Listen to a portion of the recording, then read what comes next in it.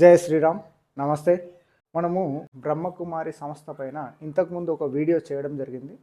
ఆ వీడియో కింద చాలామంది వచ్చి బ్రహ్మకుమారి సంస్థ వాళ్ళు వచ్చి కామెంట్స్ పెట్టడం జరిగింది. ఏమని కామెంట్స్ పెడుతున్నారంటే నీకేమీ తెలియదు అని. వాళ్ళు అంతవరకే కామెంట్స్ పెడుతున్నారు. కానీ నువ్వు ఫలానా ఆరోపణ చేశావు, ఇది తప్పు, మేము ఆ విధంగా ఆచరించడం లేదు, మేము సనాతన ధర్మాన్ని ఆచరిస్తున్నాము, మేము సనాతన ధర్మానికి సంబంధించిన ఆచారాలనే పాటిస్తున్నాము అని చెప్పేసి ఏ ఒక్క వ్యక్తి కూడా కామెంట్ పెట్టలేదు. బ్రహ్మకుమారి సంస్థ సనాతన ధర్మానికి ఎంత వ్యతిరేకంగా ఉంది అనేది మనము ఈ వీడియో ద్వారా స్పష్టం చేయబోతున్నాము. మనకు బ్రహ్మకుమారి సంస్థకు సంబంధించినటువంటి ఒక చిన్న పుస్తకం లభించడం జరిగింది. ఇది శివ పరమాత్మ జ్ఞానయోగ మందిరము, తాడేపల్లిగూడెం, పశ్చిమ గోదావరి జిల్లా వారి యొక్క సంచిక. ఈ పుస్తకంలో వాళ్ళు సనాతన ధర్మానికి ఎంత వ్యతిరేకంగా వారి యొక్క ప్రవర్తన కానీ, వాళ్ళ యొక్క లక్ష్యాలు కానీ, వాళ్ళ యొక్క సిద్ధాంతాలు కానీ ఉన్నాయో మనము చూద్దాం. ఈ వీడియో ద్వారా మనం అర్థం చేసుకోం. భగవంతుని నామం ఏమిటి? భగవంతుని పేరు సదాశివ. సదా అనగా ఎల్లప్పుడూ, శివ అనగా అందరికీ శుభాన్ని కలుగజేసేవాడు.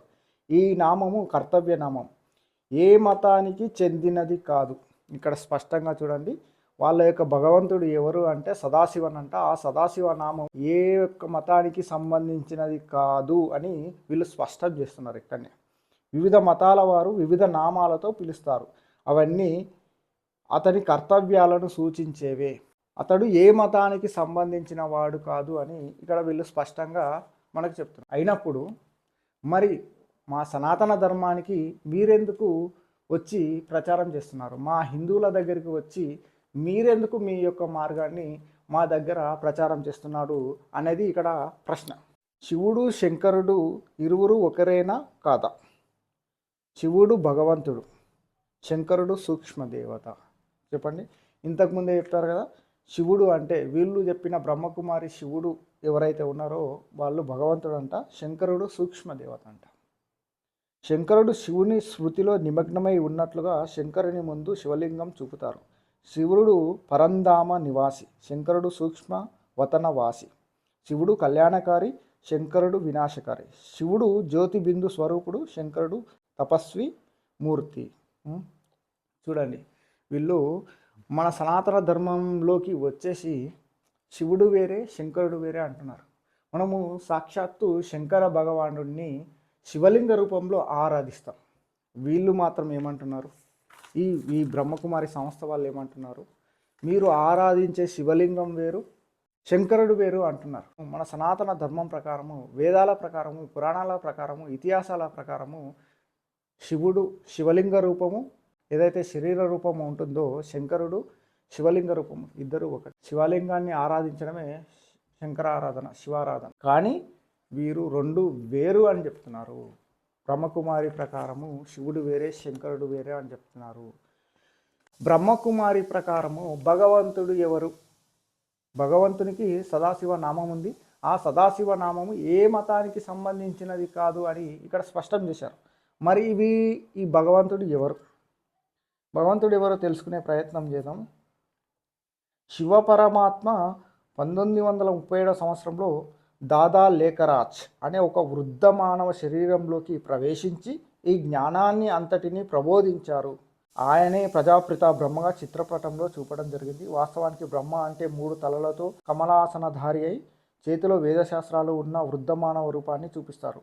అంటే దాని అర్థం ఏమిటంటే ఈ సమయంలో వృద్ధ మానవుని ద్వారా పరమాత్మ శివుడు 3 లోకాలు 3 కాలాల యొక్క జ్ఞానాన్ని, వేదశాస్త్రాల యొక్క సారాన్ని తెలియజేస్తున్నారు.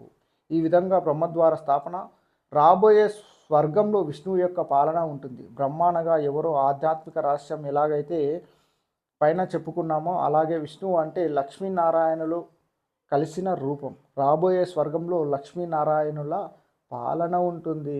చూడండి, ఇక్కడ చూడండి, త్రిమూర్తులు ఎవరు మనకు? బ్రహ్మ, విష్ణు, శివ పరమాత్మ, శివుడు ఉంటే ఇక్కడ బ్రహ్మ చిత్రపటాన్ని తీసేశారు.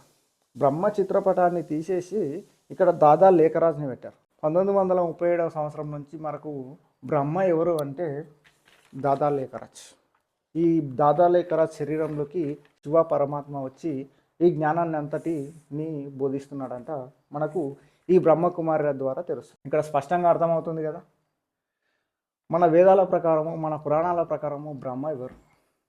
ఇక్కడ వీళ్ళు చెప్తున్న బ్రహ్మ ఎవరు? వీళ్ళు చెప్తున్న బ్రహ్మ దాదాలేకరాజ్. మన ప్రకారము బ్రహ్మ వేరు. మరి వీళ్ళు ఏం చెప్తున్నారంటే భగవంతుడి యొక్క ఒక లక్షణాన్ని ఇక్కడ చెప్తున్నారు చూడండి. భగవంతుడు సర్వవ్యాపి కాదంట.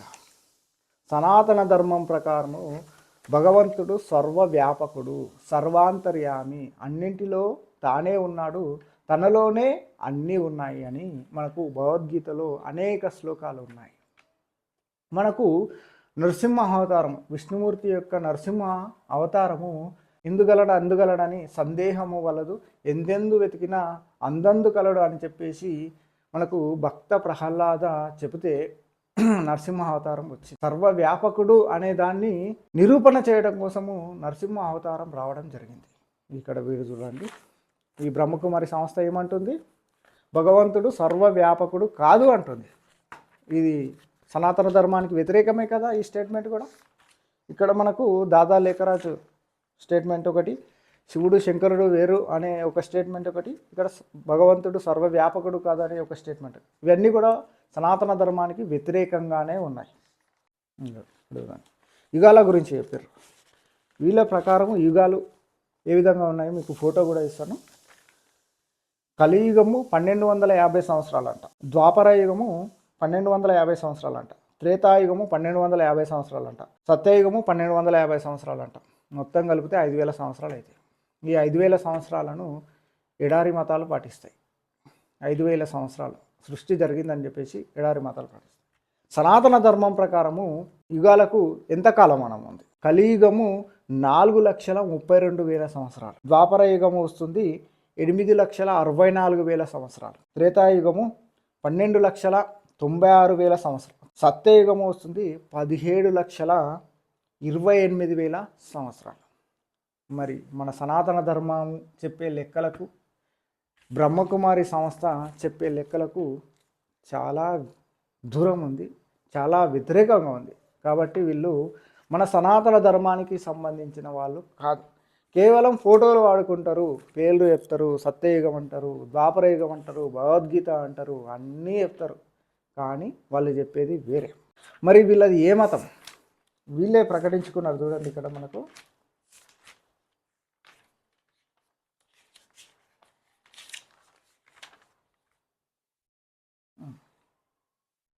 శివపరమాత్మ తెలియజేసే ముఖ్యమైన శ్రీమతం ఏమిటి? శివపరమాత్మ 1937 సంవత్సరంలో దాదాలేకర శరీరంలోకి వచ్చి శ్రీమతాన్ని స్థాపించడానికి వీళ్ళే చెప్తున్నారు. శ్రీమతం యొక్క లక్ష్యం ఏమిటి, శ్రీమతం అంటే ఏమిటి అని ఒక ప్రశ్న వాళ్ళకు వాళ్ళు ఇచ్చుకొని ఏమంటున్నారు? శ్రీమతం యొక్క లక్షణాలు ఏంటని, ఎక్కువలో ఎక్కువ స్మృతి యాత్రలో ఉండాలి, ఇదే ముఖ్య శ్రీమతం. స్మృతి యాత్ర ద్వారానే పవిత్రత, దైవీ గుణాలు మరియు సేవలో సఫలత వస్తాయి. ఇక్కడ స్పష్టమవుతుంది కదా. బ్రహ్మకుమారీలు తాము అనుసరించే మార్గం ఏదైతే ఉందో దానిని శ్రీమతంగా వాళ్ళ పుస్తకాలలో ముద్రించుకున్నారు. మనది సనాతన ధర్మం. వీళ్ళు సనాతన ధర్మం ఏమిటి అని ప్రశ్న అడగడం లేదు, శ్రీమతం అంటే ఏంది అని ప్రశ్న అడుగుతున్నారు. చూడండి, వాళ్ళు అనుసరించే మార్గానికి ఒక పేరు కూడా పెట్టుకున్నారు, శ్రీమతం అని. ఒక్కటే అండి, బ్రహ్మకుమారీలు శివపరమాత్మ అంటారు కదా. ఏ ఒక్క బ్రహ్మకుమారి సంస్థ అయినా, ఏ ఒక్క శాఖ అయినా, ఏ ఒక్క వ్యక్తి అయినా బ్రహ్మకుమారి సంస్థను అనుసరించే వాళ్ళు తెల్ల బట్టలు కట్టుకొని మనకు తిరుగుతుంటారు కదా. వాళ్ళు ఎక్కడైనా ఎప్పుడైనా శివాలయంలోకి వెళ్ళి అభిషేకం చేయడం కానీ, లింగార్చన చేయడం కానీ మీరు చూశారా? లేదు ఒక శివాలయాన్ని ఏర్పాటు చేశారా? వేద పండితులను పిలిచి లింగ స్థాపన చేసి వేద మంత్రాల ద్వారా ఆగమ శాస్త్రం ప్రకారము శివలింగాన్ని ఎక్కడైనా స్థాపించారా? ఎక్కడా లేదు.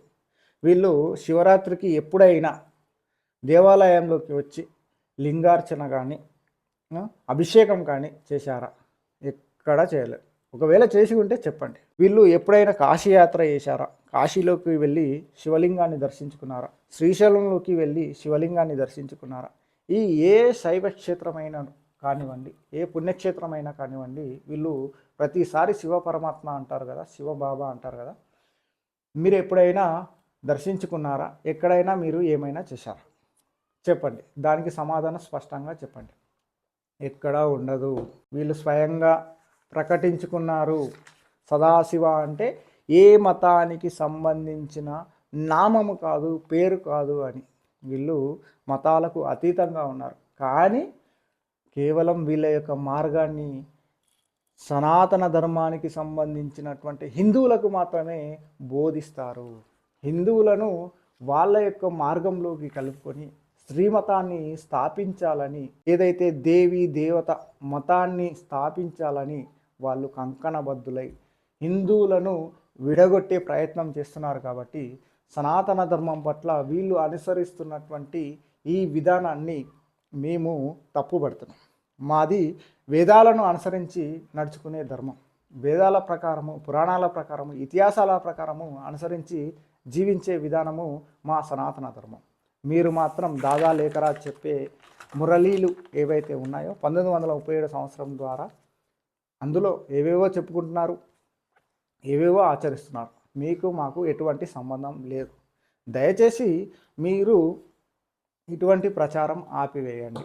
అసలు ఆశ్చర్యం వేస్తుంది, వీళ్ళు ఇంత వ్యతిరేకంగా, ఇంత ఘోరంగా ఇన్ని రోజుల నుంచి ప్రచారం చేస్తుంటే ఎవరు పట్టించుకోకుండా ఎలా ఉన్నారు?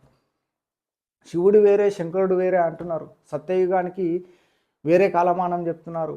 భగవంతుడు సర్వవ్యాపకుడు కాదు అంటున్నారు. శ్రీమతం అంటున్నారు.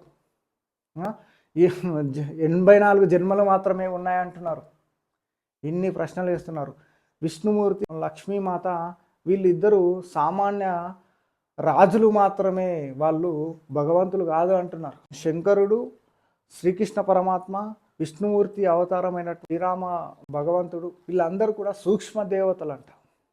వీళ్ళందరూ కూడా సూక్ష్మ దేవతలంట. సూక్ష్మ అంటే చిన్న దేవతలంట.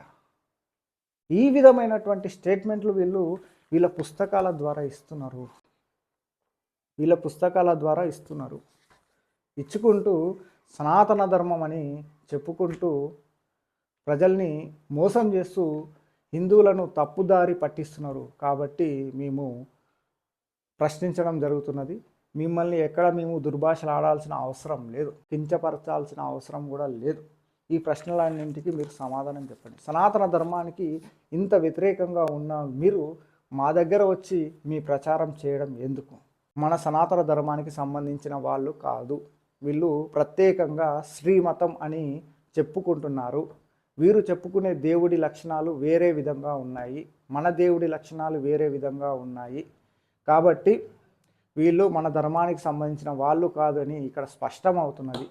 అంతే. అందరూ సబ్స్క్రైబ్ చేసుకొని లైక్ చేసి షేర్ చేయాలని కోరుతూ జై శ్రీరామ్.